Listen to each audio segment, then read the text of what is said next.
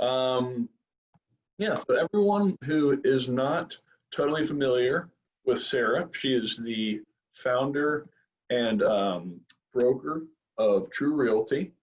It is an independent brokerage located in Phoenix, Arizona, incredibly fast growing, often recognized for being one of the faster growing brokerages in the whole country. And one of the reasons, I would say there's probably two reasons that come to mind for me, outside of how great you are, Sarah. But one is, thank you.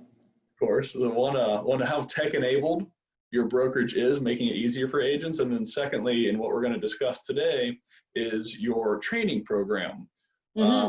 Oftentimes in my conversations with realtors throughout the years, the two things they look for in teams or brokerages are leads and training. And anyone can go out and buy leads, but to have a valuable training program is hard to find. And there's a massive brokerage with red and white colors I won't name that has a cult-like following because of their training. Yes. I have a sneaking suspicion that your training would give them a run for their money. So before we dive into the I take people from them almost every day, honestly. There we go. Yeah. Almost every day. I love that. I love that. So I'm gonna stop talking, and I want to hear a little bit more just about your background, because I know it's an interesting journey to where we are today. And then we'll talk about how you started the how you created this training program. Sure. My background is interesting because most people that start brokerages were typically working for one of these bigger box national brands in residential real estate, though I never had that experience before. I started in real estate in 2004 on the commercial side. I was primarily working in retail, a little bit of office, mostly triple net leases, some modified gross and gross leases. And I did that. I was very successful for about 8 years. And then the market tanked. April 2008 happened, and I had to completely reinvent myself. And so I went to some friends in Phoenix. You could buy a home in 2009 for $50,000, put 20, 30 in and sell it for, 80% cash on cash return. And so I went to some of my friends. I said, let's do this. I'm going to help you find these assets. I'm going to help you make them pretty. And then we're going to sell them. They're like, Sarah, you don't know what you're doing. I said, I know, but you're not going to lose any money. Trust me on this. And basically overnight kind of grew a fix and flip empire. And I started True Realty to satisfy that. But one thing that I realized when I went from commercial into residential, I was listing properties from the get-go in residential, and all of these agents were relying on me to advocate, to negotiate, to help them pretty much in the transaction. And I thought it was a huge issue because in commercial real estate, there is no such thing as a part-time agent. Everybody immerses themselves. This is their career. It's more of a 9-to-5 gig, but either way, I mean, there's no really such thing as a part-time commercial agent. Typically, they're very highly specialized. But in the residential sector, the barrier to entry is so much lower. You do see a lot of part-time agents. And so I thought it was a problem just because I felt like I was helping other agents when they should have been going to their brokerage. So True Realty, even though we've been in business 10 years, from 2009 to 2013, it was pretty much just me and my investors and, satisfying my development deals. But I aligned with my director of sales. His name's Asher Cohen. You can find him on our website.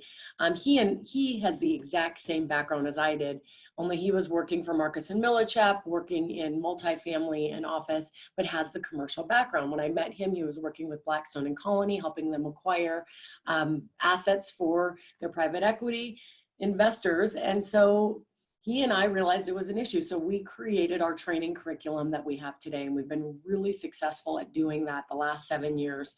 And it is robust. And I know we're not going to mention the red and white company, but we definitely give them a run for their money. Our curriculum is probably the most robust residential training curriculum that you will find in the state of Arizona. I can't speak to other markets, but I know that what we're providing our agents is really giving them a strong foundation. 92% of our mentees have their first deal in escrow within 3 months of completing training, wow, which is about 100% faster than the Maricopa County average. So we know we're getting them and getting them there faster. Sorry about that. No, you're good. So my coffee just arrived. Yay! There it is. All right. There it is. This is about to Thank you, Lori. Thanks, Lori. Thanks, Lori. So, all right, great. So you, through your training program are able to get agents to their first transaction within about 90 days. The average agent takes about 180, if I'm doing my math. About, in our market, it does. I would say it's probably similar nationwide, wouldn't you? Yeah, absolutely. Yeah, absolutely. So let's talk about when you first sat down with your sales manager and you decide, and you both recognize there is a problem. Where did you begin? Well, we just started with the basics. We started with what we were seeing, what the challenges, the agents on the other side of the transactions, what we were helping them with. And the majority of it was they didn't know how to negotiate. They didn't know what was in the contract. And a lot of times they didn't know how to properly educate their clients. So we started with the experiences that we were having, and then we just really put ourselves in a new agent's shoes. What were the challenges we were having even in commercial? And it's really coming down to marketing yourself. How do I prospect? How do I find clients? How much money do I spend in the beginning? Learning how to negotiate is an art form. So, creating scripts and, role play scenarios. And the other thing that we realize is a lot of agents, you can talk and you can preach to them, but they don't implement. The implementation process is really where they get lost.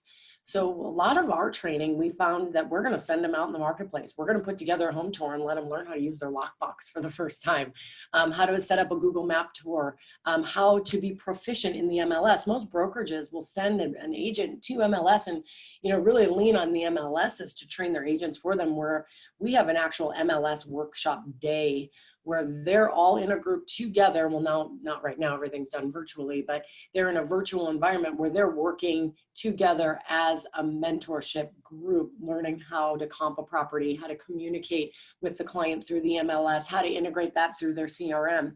Because we start them with the MLS and then we move them into the Chime platform, as you know. So I don't know if I'm answering your question or not. I feel like I'm going off on a tangent. No, this is great. I'm coming up with questions in my head as you go, as you're okay. Talking. No, there's a lot in here that I want to unpack. And you say you began the program with what you saw as deficiencies, and that was negotiation skills, prospecting skills, a little bit of marketing skills. A lot of this seems to have a lot in common with a sales background, right? It sounds like a lot of agents in your market don't necessarily have a sales background. Correct. Otherwise, they'd be learning to negotiate in some of these other skill sets. Talk about what are some of the deficiencies, or what are the important parts of negotiation? Where specifically are they failing, and what are some quick tips on how to improve some negotiation? Oh, wow. Kind of depends on if we're in a buyer's market or a seller's market, right? And as a team and as a brokerage, we are obviously educating on that weekly. We're in a full-blown seller's market in Maricopa County. And most agents, they start with buyers. It's rare for a buyer to jump right into listings. And if you can, as a new agent, good for you. Keep going with that. But most jump into representing buyers. And obviously, we go into prospecting to buyers. But once you get a buyer that's interested in working with you, if we're going into the negotiation side of things, you have to come in with your best foot forward in a market that we're seeing today with a very low supply market. Buyer agents really need to push on their clients. There's not a lot of wiggle room, and they have to put their best foot forward. So right now, the things that we're teaching them is to potentially, if they can, waive the appraisal contingency. In some cases, they can't. Waive the loan contingency. In some cases, buyers are too weak. They can't do that. Going with, a lot of times, going with the seller's title company, even though we try to get them not to do that because we have really strong relationships that can benefit them down the road. We're all negotiating. We're all out there in the marketplace. I'm sure anybody that's listening to this, but these are things that when the agents are in a negotiation and they're having a challenge, the thing that we provide as a brokerage is the ability to have a human to talk to. They're not just going back to their notes and saying, what did Asher say in training? What did Barry, my designated broker, say in training? They're actually getting on the phone. They're coming into the office. We're helping them with that. The nice thing about us being boutique, we're not small, but we do have a human that helps them. They have an assigned human for their first 12 months of working their first year with us at True Realty and working with us. So they can go to Asher and say, hey man, you know, I know you're in the trenches every single day. Asher is one of our top performers in the brokerage. What do I do in this situation? What can I do to make sure that I can get an executed contract with the seller? Because, you know, there's multiple offers right now, and it's tough when you've got all these cash buyers coming in from other states that are looking at our price points and looking to settle in Arizona. And a lot of these buyers are getting really super frustrated. They're striking out quite a bit, and it's keeping the buyer's agents, the selling agents, really level-headed and making sure that they just kind of keep their eye on the prize and trying to keep their offers as tight as possible. Mm-hmm. And I want to get to that mentor piece in a second. I don't want to jump there now, but I definitely want to spend some time later talking about those first 12 months in the brokerage.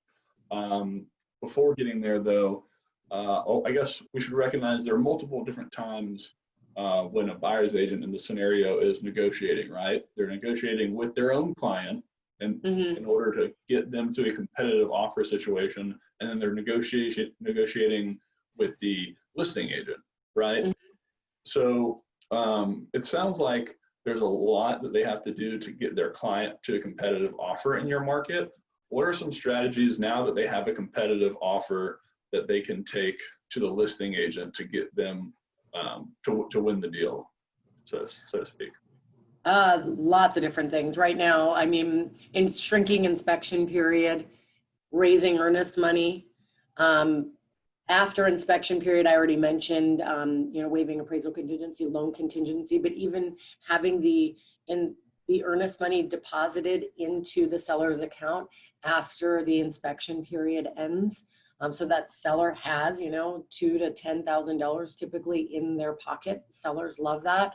Being able to close early, really pushing on your lenders, fast ordering appraisals, making sure that everything gets buttoned up, obviously not asking for repairs. Arizona, you know, the buyer is responsible for all due diligence in the state of Arizona. So the buyer can ask the seller to repair. That's not the same in all markets. But in our market, you know, buyers will say, look, I won't ask, I'll take it as is. I'm still going to do my inspection, of course, because that would probably, you know, not service me in purchasing the home, but I'm going to not ask you for any repairs. I'm going to take it as is. I'm just going to do my inspection period, and I'm going to move on to the next contingency so we can close as fast as possible. What are some absolute no-goes when a seller comes to the buyer and says, you know, do this or do that? The buyer's agent needs to put their foot in the ground and say, absolutely not. Between $200,000 and $600,000, there's almost nothing. That oh, wow, we are really tight, really tight with interest rates as low as they are. People moving here, Phoenix is ridiculous right now. So I think anything goes in between 200 and 600. You can start getting a little more flexibility, maybe over the 650 marker, but I'd still say anything under 1.1, you're having a challenge. Oh, wow. Yeah, Phoenix is on fire. And it's 110 degrees today. Literally, actually is on fire. Yeah, it's literally on fire. Yeah. I'm not envious of that. Yeah. All right, well, let's take the next step here into some of the prospecting training you do, because I know you have about 5 or 6 different avenues that you make available to your agents to learn on. Are we talking about the ways that we train them on prospecting? Right. Mm-hmm. Yeah, so we train our agents on 6 top ways of prospecting. You know, a lot of other, you know, teams and other brokerages, they start with just making calls, right? We're going to talk about being on the phone, being effective on the phone, where our scripts are. We've got a whole marketing platform filled with scripts that they can use if they're really pushing using the phones. You know, we talk about internet leads. Obviously, the biggest one is open houses. We spend probably 3 hours just on training our agents on how to do a proper open house. Comes down to digital marketing. How are we going to get people in the door? What is the conversation we're having with the consumer and the clients when they're in the door to get them to like, know, and trust us? And then the biggest one, what does the follow-up look like? Mm-hmm. So that's our biggest prospecting day, and that's the one that we really highly recommend unless someone has a really strong sphere of influence or they're intending on purchasing leads and really working the phones. Open houses is one we highly recommend that they choose. Obviously, there's sphere, there's networking groups as well. So what we do is we go over each one of those in great detail. Each one of those are several hours long. And then the agent is going to choose at the end of the training. Our training is almost a month long.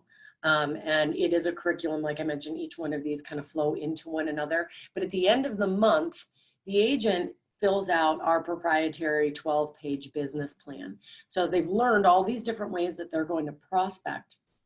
And they're going to get really, really intentional about how they operate and what their calendar looks like. So let's say arbitrarily, Asher, our mentor, will say, hey, Randy, you know, how many transactions, what's your goal for year one? Is it transactions, first of all? Is it money? Most new agents choose money, right? As you get, we've noticed as agents get more mature, it turns more into transaction goals than it turns into money goals, but 99% of our new agents choose money. And so they'll say arbitrarily to Asher, I want to make $60,000 in year one. Okay, totally doable to make $60,000 in year one.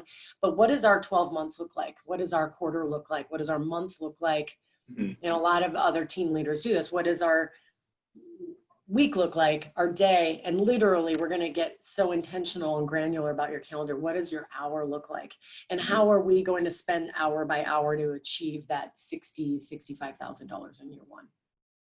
And so, yeah, you got to reverse engineer back into what that hour looks like, right? Mm-hmm. So what are some KPIs that you ask your agents to track? Well, we track how many, it depends on how they chosen to prospect. And we've got different prospecting sheets based on how they've chosen to prospect, right? And accountability sheets. And they're required to fill out their accountability sheet once a week and send it to their mentor for the first 12 months.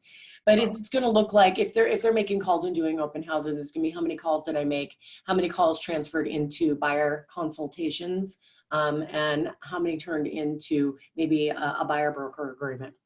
For instance, same thing with internet leads or OpCity program. How many OpCity buyers did I have to meet? Typically, OpCity is a little warmer, and in 3 months, how many have converted into a sale? And we really just break it down, get very granular based on the way they've chosen to prospect and outlined in their business plan. And each of the agent fills out their business plan and presents it to the other agents that are in their training program. So they all kind of start to hold each other accountable, which is really cool because they usually train with between 3 and 10 people per month. And then we move on to the next group of agents, but they have access to their mentor and their team, and of course their broker and their leadership team for their inception and their tenure at True. Slightly off topic, but it's a question that popped into my head and I don't want to forget it. Given the nature of this profession being 1099, how do you get these folks to actually fill out the forms and fill out the accountability pages and do the training? It seems shaming. Do we shame them? No, I'm kidding. You know, it's consistency. Some agents are consistent about it, some aren't, and we can't make them. We just highly, highly, highly recommend that they do it. When we're in our team meetings, we meet every Monday as a brokerage in a Zoom environment, and Asher leads that meeting. And so he will always, almost every single Monday, will say, don't forget to send me your accountability forms, and says that to everybody in the brokerage so that they can hear. So that kind of helps hearing it in a group environment. Like I mentioned, some agents are really consistent, and it's interesting. The agents that are consistent with accountability, that really lean on their mentor, really lean on their brokerage, attend meetings, those are the ones that scale their business the fastest. Shocking, but you know, the more engaged you are, you typically tend to get to your goals a lot faster. Mm-hmm. Well, that's the whole reason why the training program is built, right? Mm-hmm. People who actually do the training program see that success. Yeah, shocking. I know, weird, right? So you've got these 6 different methods of prospecting, and then at the end of the day, the agent picks 1 or 2 that they feel good about. They fill out their form, their 12-page business plan, send that to you, and then they have their once a week accountability forms that they give. Each prospecting model has a different set of KPIs. Let's talk about the mentoring program, because I think this is something that is so huge.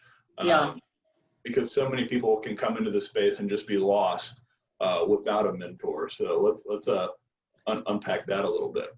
Yeah, I think you're right. That's where the magic happens. I mean, anybody who has a brokerage or a team can implement some kind of training. Either you do it, or you can bring in a coach, or you can figure out the training piece. But I really think the magic happens with the mentor, because once you give an agent all of this information, they become analysis by paralysis. Or am I saying that backwards? Analysis by analysis. I am saying it backwards.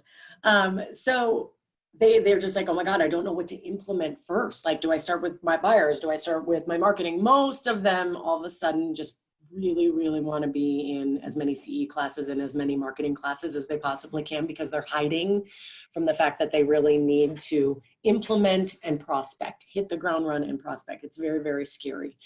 So when they have an accountability partner or mentor that they're sending their paperwork to on a weekly or a biweekly basis, then they're having a conversation. So what does it look like? What is working in your business? And this is what Asher will do. What's working in your business? What's not working in your business? A lot is not working in their business. And so we really try to sit down with the agent one-on-one and figure out what their specific challenge is. Is it dialogue? Is it follow through? Is it not sticking with their business plan? A lot of times it's all three. Is it getting confident? Confidence and mindset are typically something we're talking about every single week with a new agent, because the client can feel that. And, you know, a lot of new agents want to know everything, and you can't ever be prepared for everything in real estate. That's honestly my favorite thing about this industry. Is I was a designated broker for over almost a decade, and there was still stuff coming across my desk. So I was like, you know what? I'm going to have to call an attorney. I don't know the answer to that. And so new agents don't understand that there is a lot of stuff you have to learn on the fly. You have to be nimble, and you just have to exude confidence, because that's what the clients are buying. They're buying confidence in you, that you can do your job and you can advise and educate them throughout the escrow process. So the mentor is critical when an agent is out in the field and they're having a challenge negotiating, marketing, overcoming objections. I can't get this person at the open house to call me back. What do I say? What do I do? You know, do I increase my frequency? And being able to call a human instead of read a book is so much more powerful, because Asher's just going to say, this is what I do. And it's not recreating the wheel. They're learning from somebody that's in the trenches. His team is our top performing team in the brokerage. So they're learning from somebody that knows what he's doing. He's not behind a desk all day. And I think that that's the most powerful part of our training. Isn't just the classroom portion. It's that 12 months that they have access to somebody that is out there that'll take them on a listing presentation, on a buyer consultation, and say, this is how I do it. My closing ratio is high. Just listen to me, follow me, do exactly as I say, and you'll be successful. That's great. So what would you say is the difference between the mentor role versus a team leader who may be on the webinar today saying, oh yeah, I tell them, call me whenever they want? It's more of, well, there is that. You call them whenever you want. We have the same approach, but it's more trying to keep some structure around it. We were a little like, hey, call me whenever you need me kind of thing. But a lot of times agents feel that they're bugging you. Yes. So there's a happy dance between giving them too much attention, because there's a point where we're like breathing down the agent's throat, and they didn't like that either. So the ones that really, really want it are going to call you. So you're already going to know as a broker owner or team leader who really, really wants it. And obviously you're going to give your attention, but there are some people that do want it, but they're timid to ask you. And so by setting weekly meetings, accountability meetings, and team meetings, because you'll kind of get how they act in a group environment, and then one-on-one, who really, really wants it. But by having a dance between those two, you'll see, who you should really spend your time on, and who wants you to spend time, but is maybe being a little timid. And there's always, that top 10% that are just going to go for it. And you're not going to have to worry about, but you're going to want to give them your time, because those are the people that are going to want you to celebrate the wins and really get behind. They're the competitive agent that's probably going to be your all-star. Did I answer that question? Yeah, no, you did. And what you said was very key behind the intentional accountability meetings and the folks who want to call but are timid, right? Because throwing that statement out there of, yeah, call me whenever you want, we already know most people aren't going to call, whether there is a problem or there is not. But when you're intentional about the accountability meetings, then it gives them an opportunity where this time is about them, it's about their issues, and they can go through that with the mentor.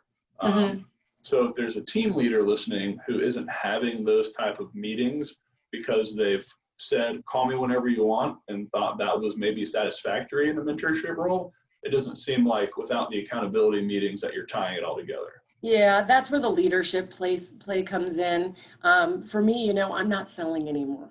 And so it's better for them to go to Asher. But if they don't know that you care as a leader, if they don't know that you're, trying to be behind them and check in with them, they start automatically getting lost. And so there's, like I mentioned before, there's a dance between requiring and just checking in and saying, hey, this is when we're going to meet. I really, really want you to meet with me so we can make sure that you're on the right track. You're sticking to your goals. You're sticking to your business plan. And a lot of times they're not. And we got to find out why. And most of the time it's mindset, attitude, and just confidence in getting them there. And by having their team leader, their broker, or their leadership team, whomever it is, checking in with them, that's where they feel that they're going to be successful. Or you could lose them. I mean, we do have a high attrition ratio in residential real estate. Yeah, it's the nature of the beast for sure. Yeah. So I want to make sure we're not missing anything in particular in regards to topics you cover, right? So you have an MLS day or an MLS course. Mm-hmm. You've got your technology course. Yep. Negotiating. We have two different tech days. Two different tech days. Yep. Okay. You've got your negotiating and your marketing, your prospecting courses. Mm-hmm. That leads into the business plan, Mm-hmm. which everyone should have a business plan, right? 100%. Whether you're brand new or 25 years into the business. I check mine every single month. Every single month. That's awesome. Mm-hmm. Yeah. And you know where I'm at. It seems like the 3, 5, 10-year business plans are more like 3, 5, 10-month business plans at this point with the way life changes. Because we just lost a part of our life. Is that what you're suggesting? Yeah. Yeah. Well, you know what? That's what a lot of people are saying. And it's kind of like the holidays. I always call the holiday, I think I've said this to you before, Randy, it's not a month, it's a holiday. It was just a pandemic. There were still deals to be had, unless of course you were in a non-essential business. But I mean, what I found was really interesting about COVID, totally off topic. There were less tire kickers in the market. It was easier to find a real seller or a real buyer because they had an actual need to buy or sell. Where, when we're in a more natural, non-pandemic market, there's people that are just kind of, I don't know, maybe I do, maybe I don't, maybe I do. And it just takes a little bit longer to create that trust and rapport where, the last several months, it was like, I got to go. I need to move. I need to buy something. And those were the agents that were out there that were finding the clients. So sorry, off topic.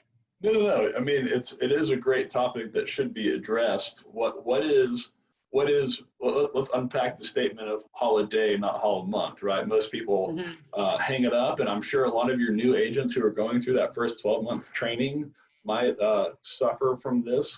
How do you train them through this period, through that kind of period, holiday period? Well, we lead by example. We have meetings. I mean, obviously not on the holiday but we have meetings all through December. We have accountability forms all through December. I mean, if leadership is powering through, then, we lead by example. The agent will be powering through.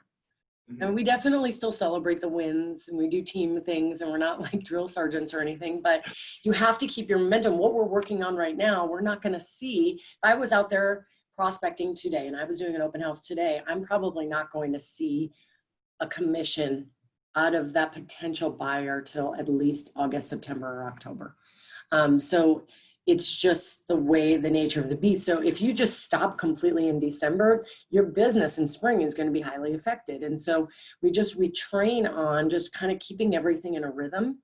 And so instead of working really, really, really hard and not working at all, if you just kind of just keep an even keel with your business and just chip away a little every day, you can still manage your family. You can still manage your free time and your hobbies and all the other things that you like to do. It doesn't have to take over your life.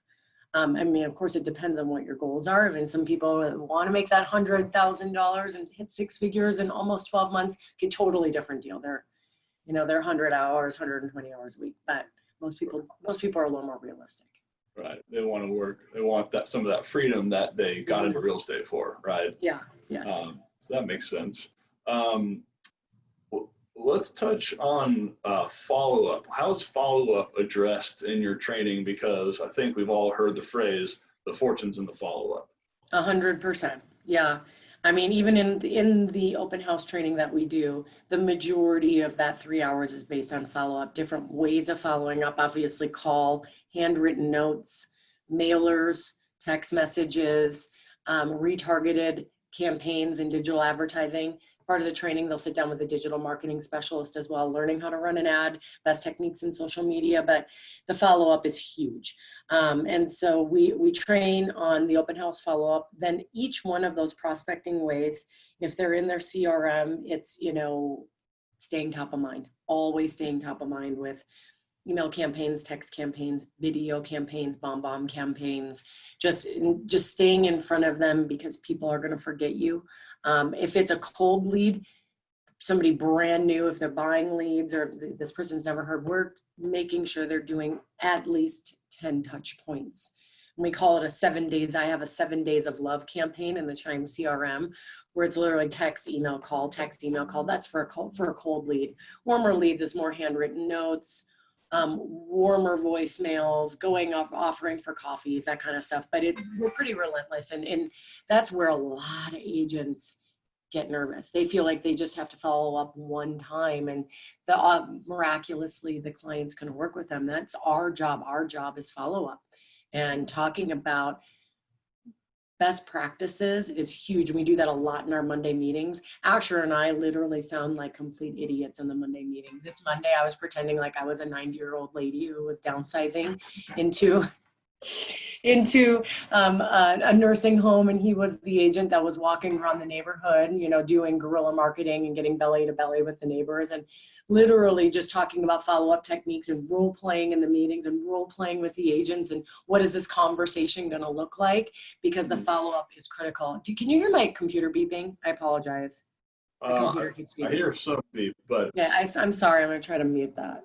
It's not super loud. Okay. So something I just want to recognize, and I hope everyone listening is recognizing, is this is a very professional training program. There's a lot of intellectual capital that is being implemented into these agents so that when they walk out of it, they know something they didn't know, they had a skill they didn't have, and that directly results in them getting to the closing table twice as fast as another agent who may join another brokerage with lesser training. Now let's go beyond the 12 months, right? So you're on day 366 of being with True Realty. What is that transition period like? You know, a lot of agents are ready. You know, they a lot of them feel like they bug us, which is interesting. So, you know, they'll be a little more independent. They're already a little more independent after about 6 to 9 months, depending on the agent. And some agents are pretty independent from the get-go, but they're still attending the meetings. That is something that's really, really critical. Every Monday, we announce what our meeting agenda is going to be in our Slack app. We communicate as a brokerage through Slack, and we announce what the meeting agenda is going to be, typically Friday for a Monday meeting. And the agents, we send a Zoom link and they can attend if they want to. We usually have, I'd say, between 30 and 60% of our agents attend every single Monday, and most 100% are attending at least once a month, which I think is pretty good adoption rate for a meeting. But they'll attend based on what the meeting topic is going to be. This Monday was all about mindset. We hadn't done a mindset chat in a long time. That's why Asher and I were role playing, sounding like idiots. You know, but we have everything from national speakers. We've had inmen come in, national coaches come in. We talk about updates in the contract, which is big, especially for high-performing agents that may not know any of the necessary changes.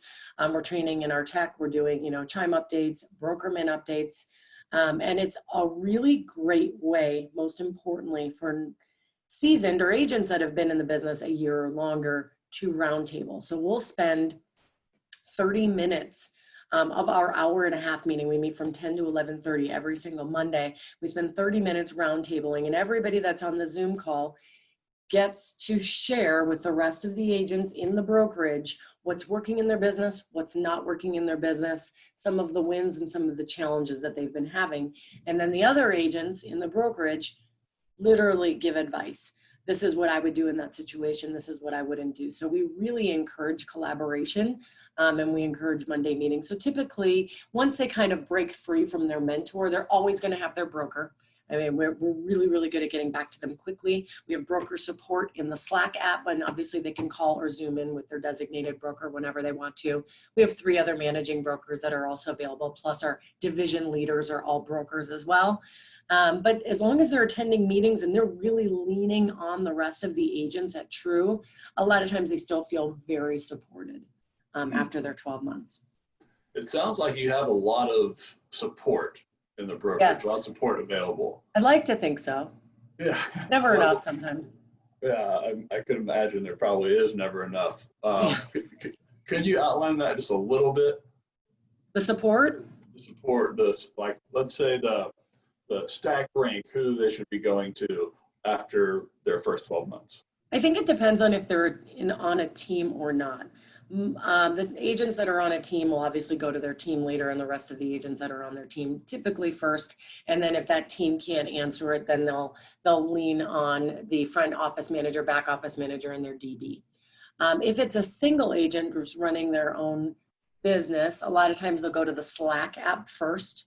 They'll ask the agent, the True agent base, hey, what would you do in this situation? And then a lot of times they'll call their designated broker and get on the phone and work with us. If it's a big, big problem, they can always book me for a 30-minute meeting. They can book Barry, they can come into the office, or we can get on a Zoom. Everything's pretty much happening in Zoom right now. But I mean, if it's a real big problem, we'll make meetings. I'll make meetings half hour here, half hour there if an agent really needs some attention. So it's really just kind of dependent on how critical the problem is, really. And they know that we're here. I mean, every Monday we tell them that, hey, call us. We want to help. We're a culture of helping. We want to collaborate. We want to see you successful.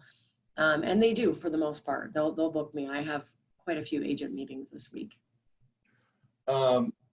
So going a little bit off topic from training, but I think it certainly enhances the training experience. I feel like every time I talk with you, there's a new piece of technology you're using. Really? Yeah, it just seems like I always hear about another piece of technology. What was the new one today? I guess I knew you use Slack, but I personally don't see Slack as much more helpful than GChat. So tell us a little bit about how you're using Slack in your business, because that's something everyone can use, right? Yeah. Email's dead. And I get about 3,000 a day. And there was a point a couple years ago where I was missing agent emails, and that breaks my heart because we are such a culture of helping. So, we introduced Slack as a great way to create collaboration.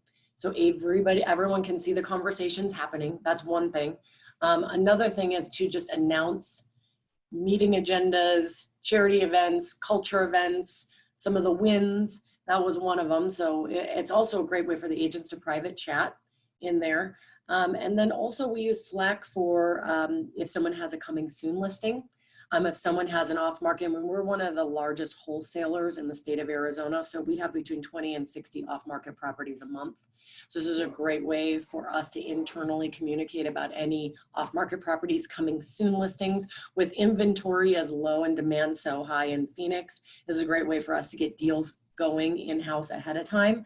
So it's the hub of our communication. We can also, the thing I love about Slack is you can literally in the search bar put in the word inspection period, and every conversation in every single one of our channels that is related to an inspection period is going to come up. So the search capabilities are really strong. It's not like a closed Facebook group where you just have to dig through the feed. It's got a little bit more robust capabilities to it. Though maybe I should be looking at Google, because that would be nice. Now you have me thinking.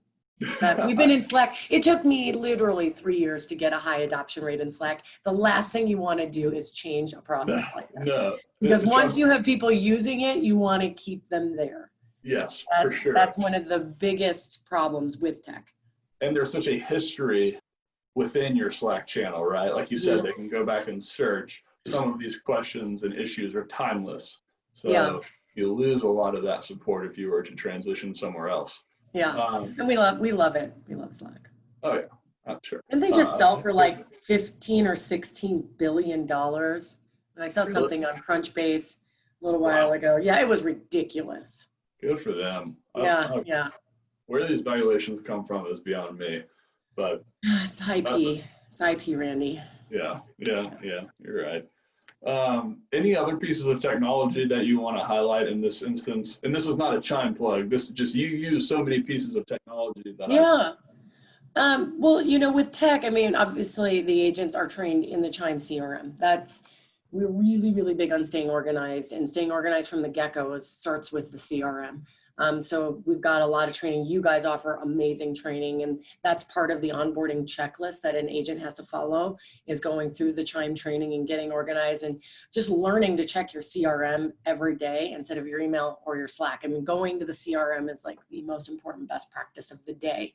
But what I love about our CRM and what Chime does is it integrates with Brokerman. So Brokerman is the transaction management software. I know most brokers are, SureClose or paperless pipeline. We love Brokerman because an agent will be moving their client in Chime down the pipeline. And then when the buyer or the seller is ready to open escrow or get into contract, there is an API key. You just integrate it on the back end, you hit a button, and it creates a client contact for you in the Brokerman system. This saves our agents probably 20 minutes of admin. Sit there and type and create a file, which is huge. And if they're hiring a transaction coordinator, the transaction coordinator is that much more effective. So I love that everything talks. The cool thing that the Brokerman is just getting more and more robust. So the fact that they talk to you guys is huge, but we just automated our whole entire onboarding process.